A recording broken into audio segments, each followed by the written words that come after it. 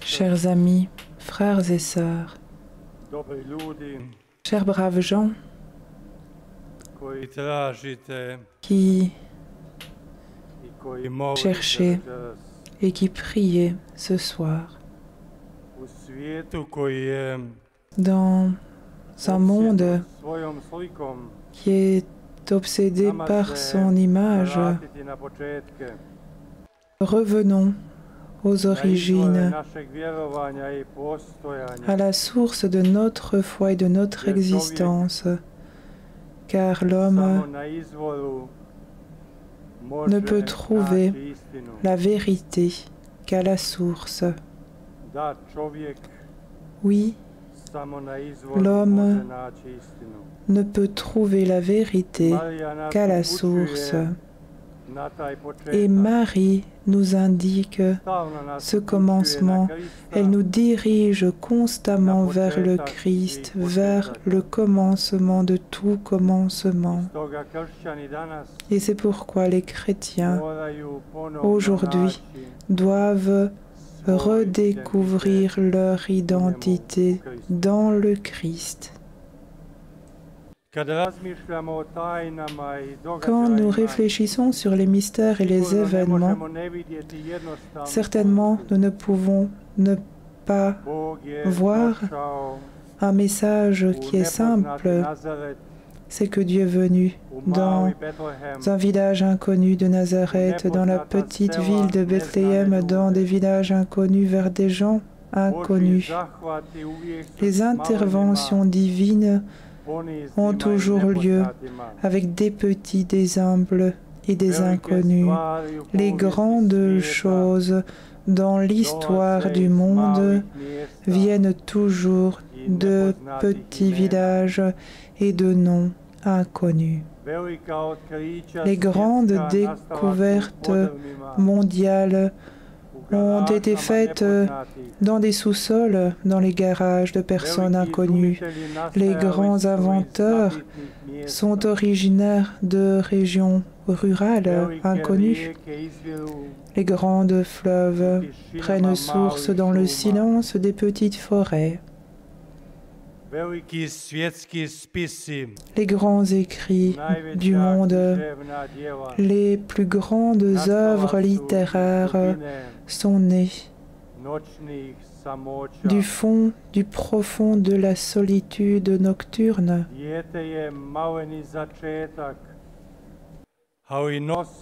Un enfant est petit au commencement, mais il porte en lui un homme.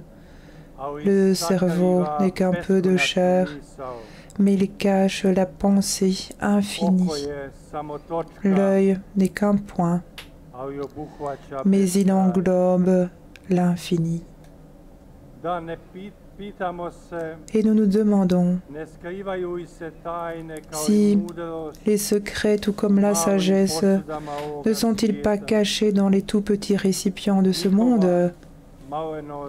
Leur petitesse nous conduit, nous aussi, sur un chemin de recherche, mais aussi sur un chemin de combat contre notre propre ego. Et je crois que sur ce chemin de recherche, vous vous trouvez, vous aussi. Et Dieu, dans ses rencontres avec les hommes, a toujours fait tout dans la simplicité de son message. Oui, les grandes réalités viennent donc de petits et d'humbles. Et Medjugorje se trouve dans ce contexte-là, petit et inconnu, et pourtant ayant un grand message magnifique. Et c'est précisément cette simplicité qui a placé Medjugorje sur la carte du monde. Et Marie en est le commencement et le signe. Aucune partie du monde, il y a 40 ans, n'avait entendu parler de Medjugorje. Et regardez aujourd'hui. En ce jour, vous êtes là. Et en ce jour, nous pourrions réfléchir sur beaucoup de thèmes, de sujets liés à ce lieu et à la rencontre avec notre mère. Nous pouvons parler du message de paix qui est si important dans notre monde aujourd'hui. Et en toute époque de l'histoire humaine, nous pouvons réfléchir sur ce long voyage de 41 ans.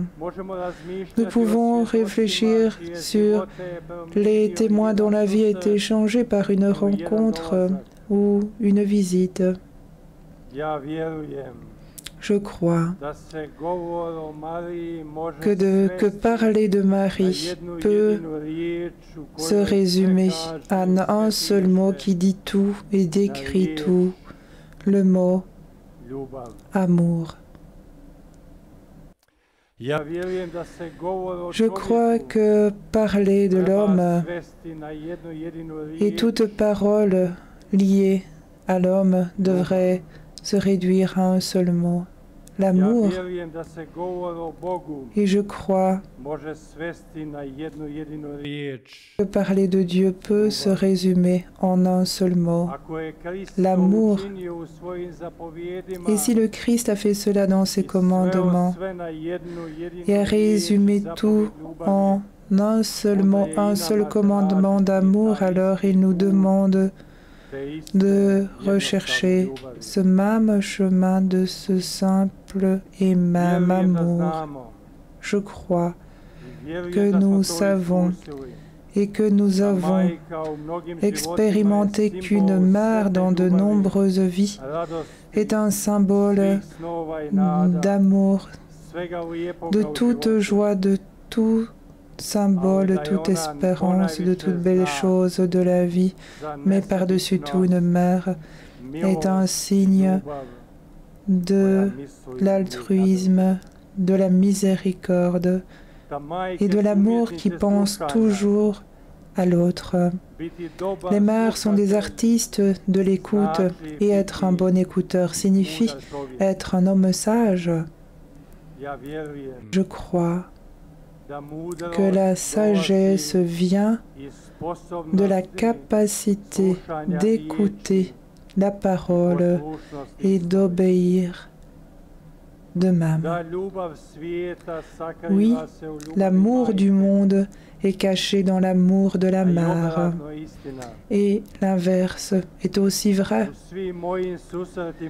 Et dans toutes mes rencontres avec des hommes, des gens, ainsi que dans toute ma vie, ce qui a été le plus difficile pour moi était de rencontrer des personnes pour lesquelles le terme mère ne signifiait rien.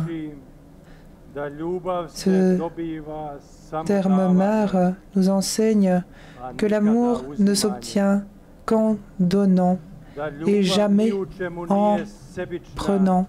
Cet amour n'est pas égoïste. L'amour ne fait que donner et donner jusqu'à tant que son cœur bat. Et c'est ainsi que nous comprenons que aimer signifie, dans ce monde, faire l'expérience de l'immortalité. Alors, l'amour devient pouvoir en nous. L'amour devient un moyen de résoudre les problèmes. L'amour devient le chemin et le but du voyage en cette époque, en ce temps. Et l'amour, et uniquement l'amour, unit les mondes et les âmes, le temps et l'éternité. C'est un mystère qui unit les vies et rend tout possible. L'amour est ce qui pardonne et rassemble et dirige et relève.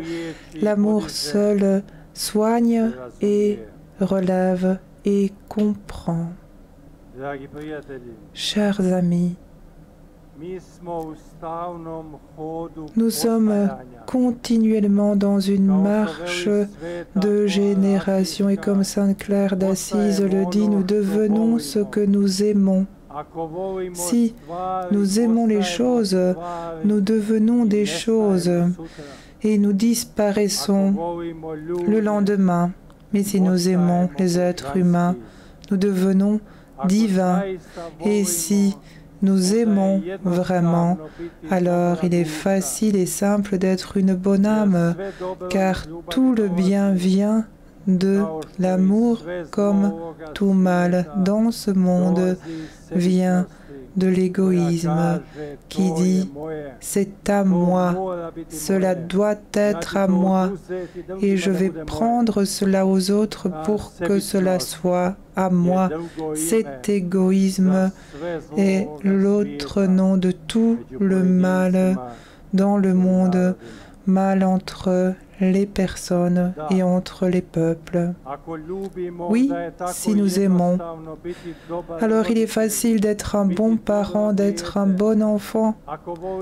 Si nous aimons le Christ et les hommes, il est facile et simple, frères et sœurs, d'être un bon prêtre. Si nous aimons notre patrie, quelle que soit notre patrie, alors il est facile d'être un bon politicien. L'amour est donc la clé de tous les mouvements et de toutes les relations. L'amour est libéré du fardeau de la forme de l'hypocrisie. Elle n'est pas surchargée par l'envie et la jalousie. Il n'a en lui rien d'égoïste ni de désir d'être le premier.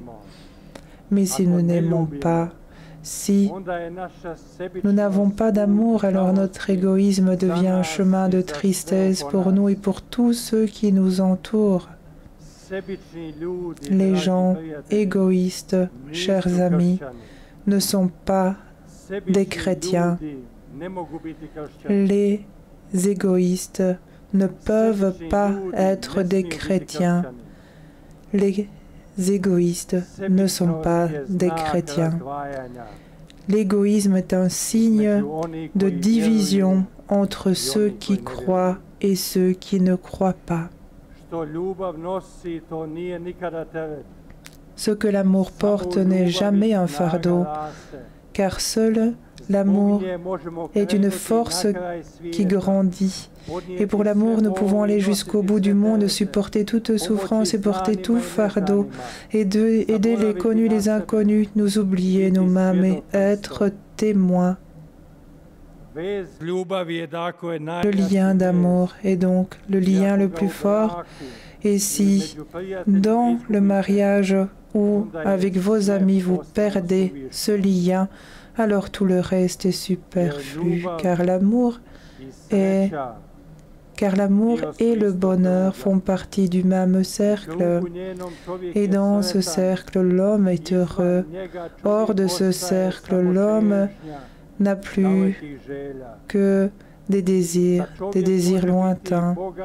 Et l'homme peut être riche et en bonne santé, célèbre, et avoir une vie prospère, mais s'il n'a pas d'amour, la partie la plus importante de cette personne n'existe pas. Il n'existe pas. Si nous manquons de pardon, cela arrête l'action de Dieu en nous, cela arrête la grâce. Et c'est peut-être tout simplement parce que Dieu est amour et donc tout ce qui s'oppose à l'amour en nous arrête le flux de sa grâce, de la puissance et de la vie de Dieu en nous. Oui, cet amour devient pouvoir, le plus grand pouvoir, et cela fait bouger l'homme comme rien d'autre. Et Saint Jean nous a montré le chemin, précisément en cela lorsqu'il a dit que la dimension la plus magnifique de l'Éternel était résumée en une phrase, c'est que l'amour s'identifie à Dieu et Dieu à l'amour. Et Saint Jean dit, celui qui n'aime pas ne connaît pas Dieu, car Dieu est amour, et celui qui vit dans l'amour vit en Dieu et Dieu demeure en lui. Qu'est-ce que cela signifie dans notre vie quotidienne? Oui, je crois que seuls ceux qui aiment, seuls ceux qui vous aiment vous comprennent. Seuls ceux qui vous aiment sont les seuls à vous connaître. Tous les autres ne font que supposer ce que vous êtes. Seuls ceux qui vous aiment partagent votre souffrance. Seuls ceux qui vous aiment restent pour toujours avec vous. Et ainsi est l'amour. Et c'est un vrai test de christianisme. Nous y sommes debout où nous tombons. L'amour nous fait voir le monde différemment et il est différent de tout autre point de vue lorsque nous voyons et regardons le monde à travers des yeux d'amour, à travers des yeux de larmes. Alors nous voyons ce que des yeux ordinaires ou indifférents ne peuvent pas voir. Lorsque nous voyons le monde à travers un regard de douleur, alors nous comprenons et cessons d'être les juges de ce monde, car l'amour ne juge jamais.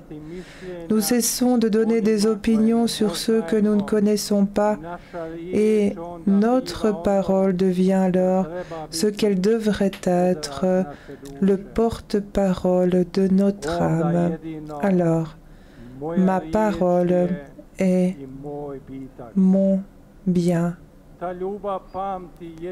Et seul l'amour se souvient des âges.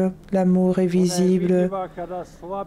Il est vraiment visible quand le faible pardonne au fort, quand le fort aime la force du faible et quand les riches partagent avec les pauvres, quand le fort s'arrête à côté du muet et il comprend ce que le muet veut dire, quand le silencieux devient bruyant et le bruyant se tait, quand le significatif devient insignifiant et ce qui est sans importance devient important et grand, alors, oui, alors, ta vie d'amour commence. Je crois que l'amour vous a amené ici. Et c'est cet amour, l'amour de notre Mère et l'amour du Christ qui nous appelle continuellement. L'amour du Christ qui est le but final. Et j'oserais dire, chers amis, que peut-être dans la vie nous avons tout compris. Peut-être que nous avons beaucoup de connaissances, que nous sommes très intelligents, que nous avons beaucoup de diplômes, beaucoup de titres à côté de notre nom. Peut-être que nous avons voyagé dans le monde entier, peut-être que notre visage est sur les premières pages des journaux, peut-être que tous nous connaissent, peut-être que nous avons conquéri le monde, mais si nous n'avons pas d'amour, si nous n'avons pas de charité, si nous n'avons pas compris l'amour, eh bien, nous n'avons rien compris.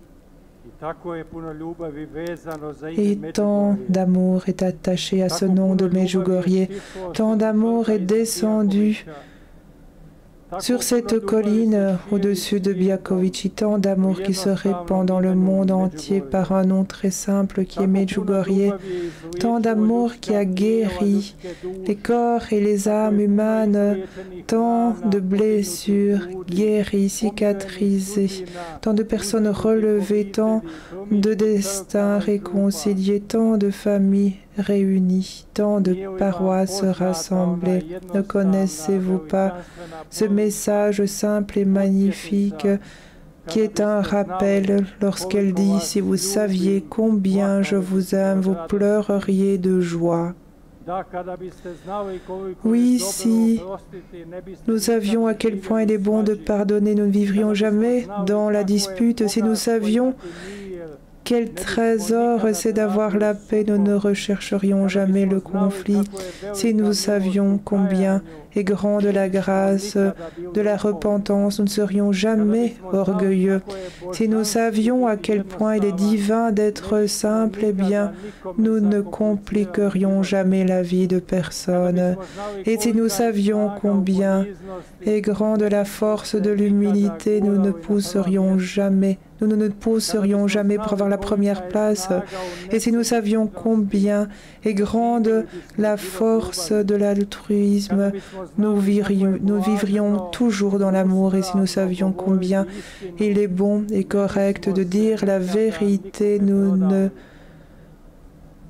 mentirions jamais à personne. Et si nous rencontrions Marie, nous saurions que le Christ est l'unique sauveur du monde. Et c'est ainsi que tant de paix est entrée dans les cœurs des hommes, tant de familles ont reçu la paix par Medjugorje, c'est Marie, et Marie est l'amour, et l'amour c'est Dieu. Et ce lien est si clair. Soyons-en conscients, ne l'oublions pas, ne l'abandonnons pas. Marie et l'amour mènent toujours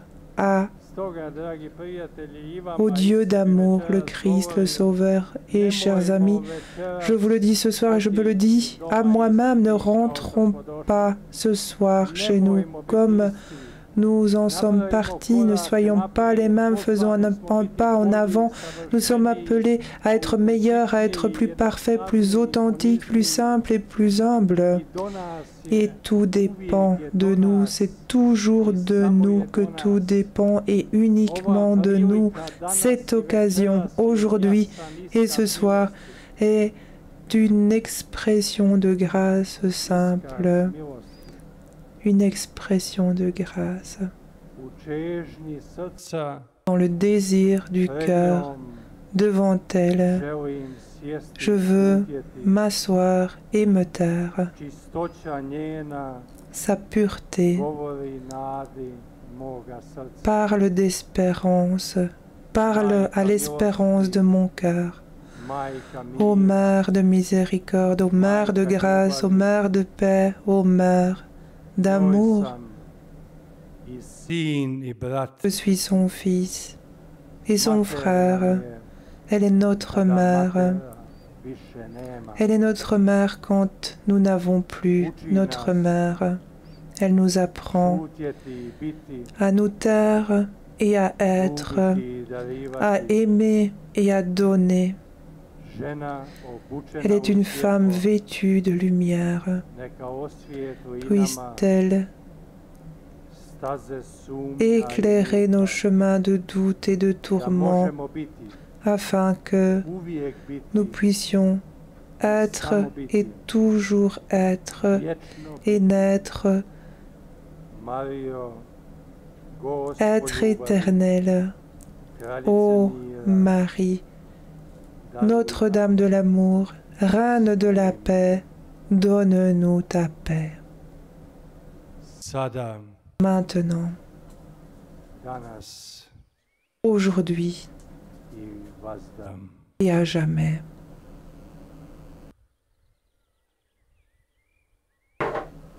Amen.